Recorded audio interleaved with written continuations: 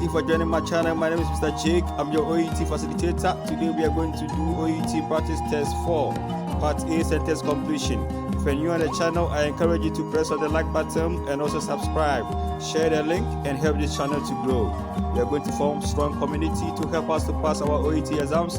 This is an English requirement which will help you to relocate into a developed country where you can register and practice your nursing and develop your skills. Thank you. Let's move to the quiet room and join me on the whiteboard. Thank you. Alright guys, so this is just continuation of our exams. Practice test 4, part A, OET reading sentence completion. We have 4 texts. Text A contains fractures, its location, sprain. Then we have text B, which contains immediate management, clinical assessment, and management. Text C presents information on drug therapy protocol. So we have drug here, and we can see the drug, which is morphine. Okay. The last text is D, technique for plaster backslap for arm fractures. Use same principle for leg fractures. So we are just focusing on technique for plaster backslap, and we have 1 to 8. Okay, so we know our text very well. Now we will tackle our questions. All right, so we have question number 8 to 14. Let's start. First question, number 8. What should be used to elevate a patient's fractured leg? Guys, we are now looking for something that you can use to elevate, okay?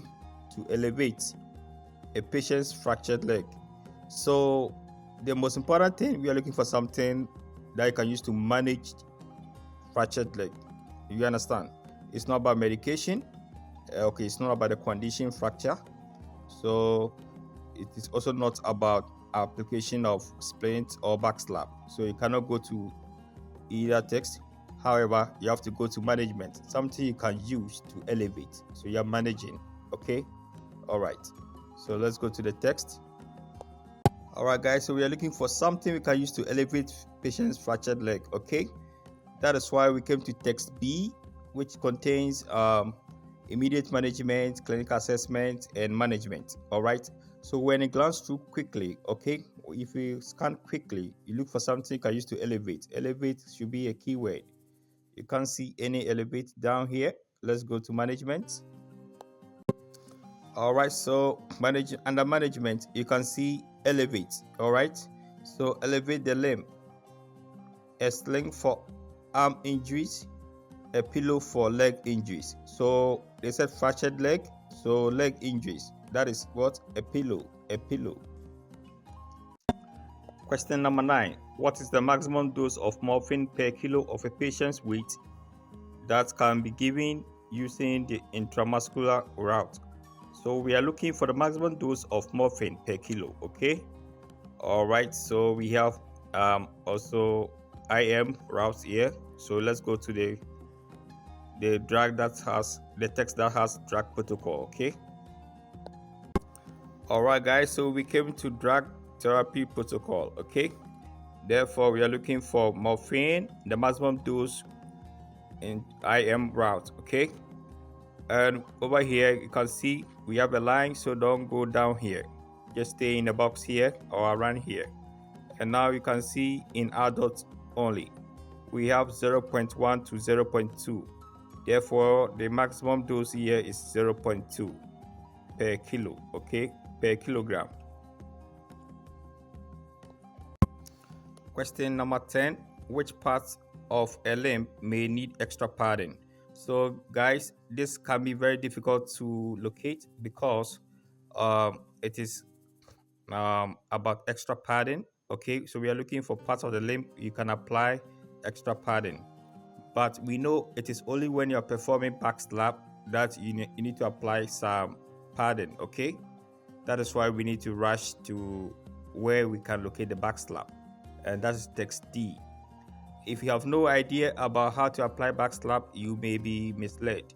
So I understand it is quite difficult. All right. Alright guys, so we're in text D because we're looking for extra padding, and that should be under technique for plaster backslap. Okay, you apply padding when you want to apply plaster backslap.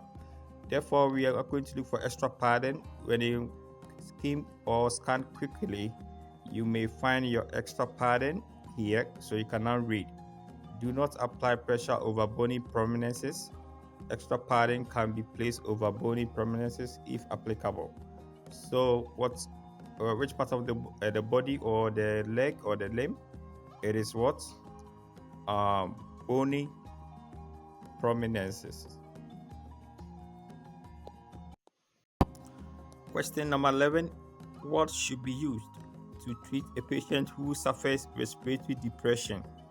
Alright guys, so we know it is not about morphine. However, we are dealing with drug. Okay, we are expecting some drug. So let's go to the text that contains drug therapy or protocol. Okay, and that will help us probably to get the answer.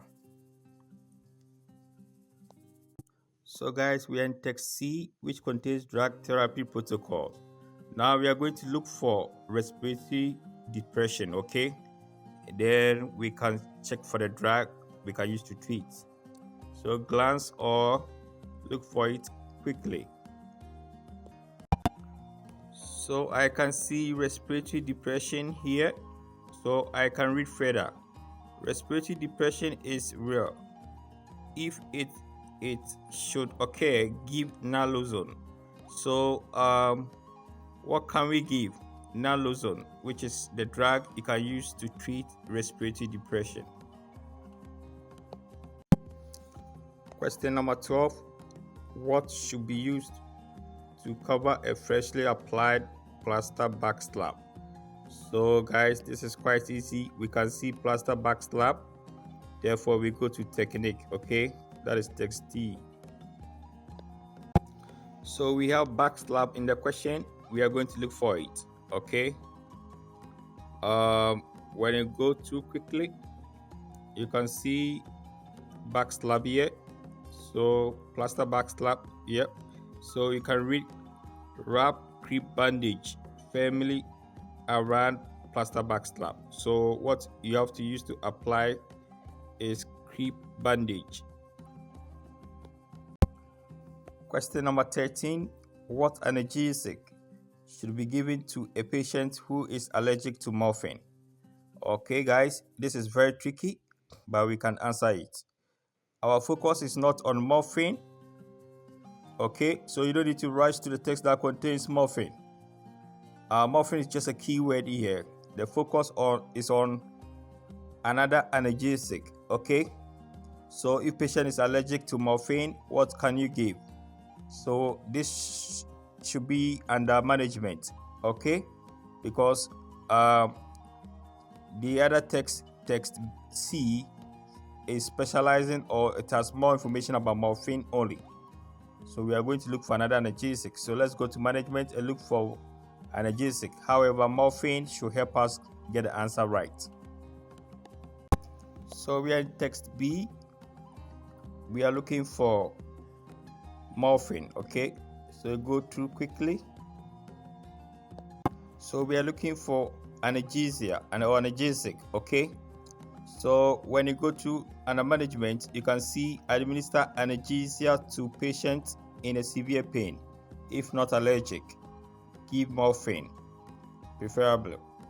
If allergic to morphine, use fentanyl. So if patient is allergic to morphine, use fentanyl. Question 14. What condition might a patient have if severe pain persists after splinting, elevation, and repeated analgesia? So guys, you can see after management, splinting is part of management, elevation is part of management, and repeated analgesia, okay, also management, pain management. Therefore, we go to the text that contains management and we look for a possible condition a patient will be having. Okay, all right, if severe pain persists. So guys, we are in text B. Okay, we are going to look for management We can see under management, splint, which is in the question, elevation, which is in the question as elevate. Then we have analgesia, administer analgesia, okay? Then they are saying, consider compartment syndrome where pain is severe and unrelieved by splinting, an elevation, or 2 doses of analgesia. So you can see it is quite clear here. They repeated all the management and then they said what? Consider compartment syndrome. So what patient might be having is compartment syndrome. All right, guys, so this is the end of our sentence completion. My name is Mr. Jake. Expect me with another video on short phrase or answers. Bye bye.